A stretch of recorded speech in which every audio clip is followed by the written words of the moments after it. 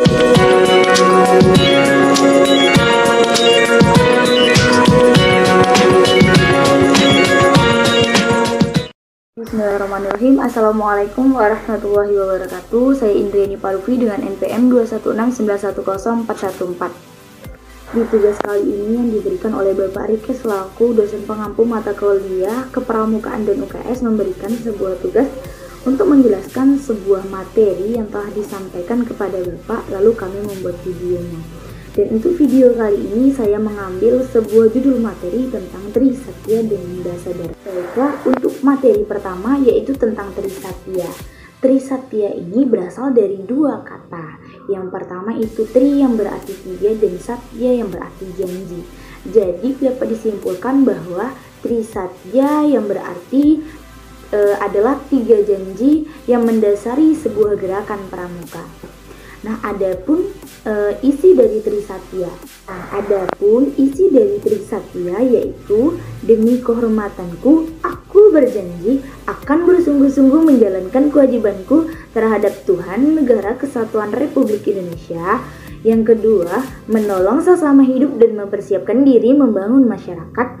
Dan yang terakhir yaitu menepati sebuah dasadharma. Dari ketiga isi tersebut memiliki sebuah makna yang berbeda-beda. Untuk isi yang pertama yaitu mengandung arti sebuah berkaitan dengan tentang ketuhanan, setelah itu negara dan juga Pancasila. Dan untuk isi yang kedua yaitu mengandung makna.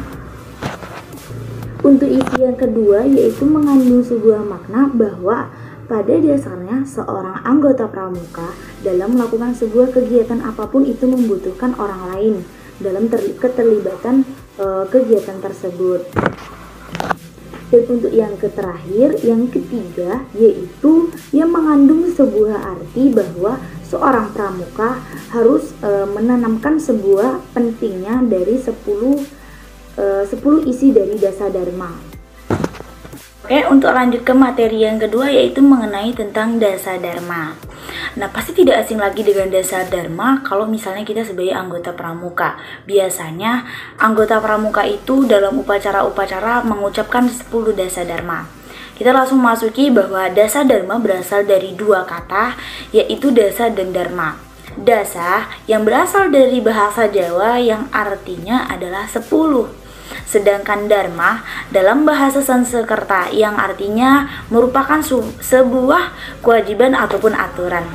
Nah, kalau misalnya kita gabungkan dasa dan dharma adalah artinya yaitu 10 kewajiban atau aturan yang perlu kita taati pada anggota pramuka.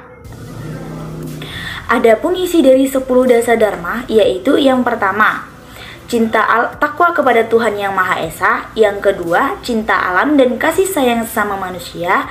Yang ketiga, patriot yang sopan dan kesatria. 4, patuh dan suka bermusyawarah. 5, rela menolong dan tabah.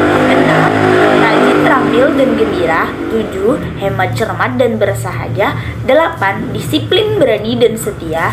9, bertanggung jawab dan dapat dipercaya. Dan yang ke-10, suci dalam pikiran, perkataan, dan perbuatan. Untuk poin yang pertama yaitu takwa kepada Tuhan Yang Maha Esa. Nah, kandungan atau makna di dalam sebuah Dasadharma pertama itu tidak jauh dari dengan sila pertama yaitu ketuhanan Yang Maha Esa. Yang mana di dalamnya itu mengatur bahwa kita sebagai anggota pramuka untuk menjalankan kewajiban atau perintah-perintah yang telah disebutkan atau diperintahkan oleh Tuhannya masing-masing dan menjauhi segala larangannya. Contoh dari Dasadharma pertama, yang pertama rajin beribadah, yang kedua menjaga rasa toleransi terhadap sesama agama lain, saling menghargai, yang ketiga dilarang memakan atau minum minuman yang haram, contoh seperti daging babi, minum minuman beralkohol dan lain sebagainya. Nah, untuk yang kedua yaitu cinta alam dan kasih sayang sama manusia. Tidak terhadap alam saja kita cintai, tetapi juga sesamanya, terhadap alam semesta dan lain sebagainya. Dan untuk contoh kita bahwa kita mencintai alam nih. Nah, contohnya itu seperti tidak membuang sampah sembarangan, tidak membuang sampah-sampah itu di sungai, menolong sesama hidup, itu kayak kita sama-sama sayang sama fakir miskin. Kalau misalnya teman kita membutuhkan sebuah pertolongan, kita bisa membantunya. Itu cara untuk kita bisa menerapkan dasa dharma yang kedua. Untuk poin yang ketiga yaitu patriot yang sopan dan ksatria. Seorang anggota pramuka itu karena mereka merupakan ekstrakurikuler wajib, jadi biasanya tingkah lakunya itu harus dijaga. Dimanapun tempat mereka berada, baik lagi di kegiatan ataupun di mana, mereka harus menjaga yang namanya sebuah etika dan sopan santun. Nah, contoh dari perilakunya yaitu ketika dia melakukan sebuah kesalahan, dia harus mengakui kesalahan tersebut. Rajin belajar ketika di sekolah.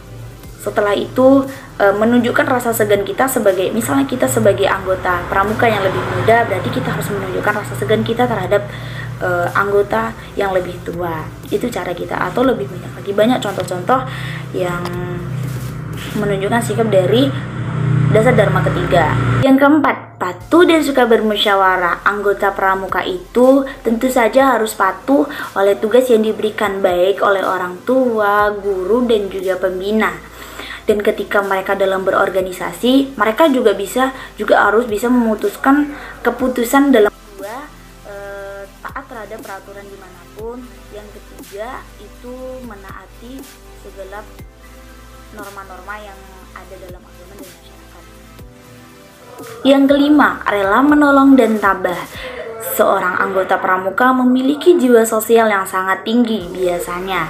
Jadi ketika ada orang yang memerlukan sebuah bantuan, kita siap untuk membantunya tanpa adanya rasa pamrih. Dan juga seorang pramuka itu, anggota pramuka itu selalu memiliki sifat yang tabah dalam menghadapi sebuah cobaan. Contoh dari dasar dharma yang ke-10 yaitu ketika seseorang mengalami sebuah cobaan atau dalam kondisi yang perlu bantuan, kita sebagai anggota pramuka harus siap untuk membantu tanpa adanya rasa pamrih. Dan yang kedua, ketika kita diberi sebuah cobaan, kita harus berusaha tabah dan terus berusaha dan tanpa adanya rasa keluhan. Memasuki yang keenam yaitu rajin, terampil, dan gembira. Nah, kandungan dari dasa dharma yang keenam yaitu seorang pramuka ketika diberikan sebuah tugas, mereka harus bisa mengerjakan dengan terampil, kreatif, dan juga mengerjakannya itu dengan ikhlas dan riang gembira. Contoh dari perilaku yang keenam yaitu tentang ketika kita mendapatkan sebuah tugas, kita harus kreatif dalam mengerjakannya. Terus kita juga bisa menyusun sebuah jadwal kegiatan kita sehari-hari. Jadi ketika kita ingin melakukan apapun, kita sudah tersusun, tidak berantakan.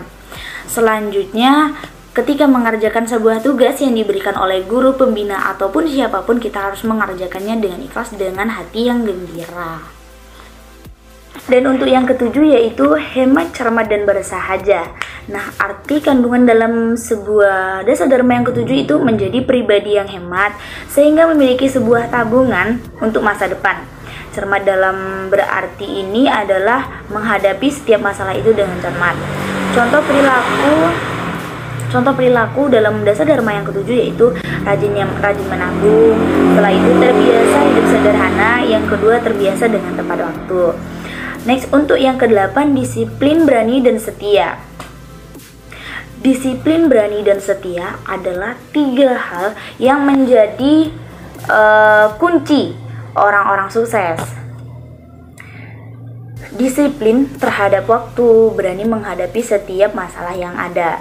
Contoh perilaku pada dasa dharma yang ke-8 yaitu selalu tepat waktu, selalu taat pada aturan yang berlaku.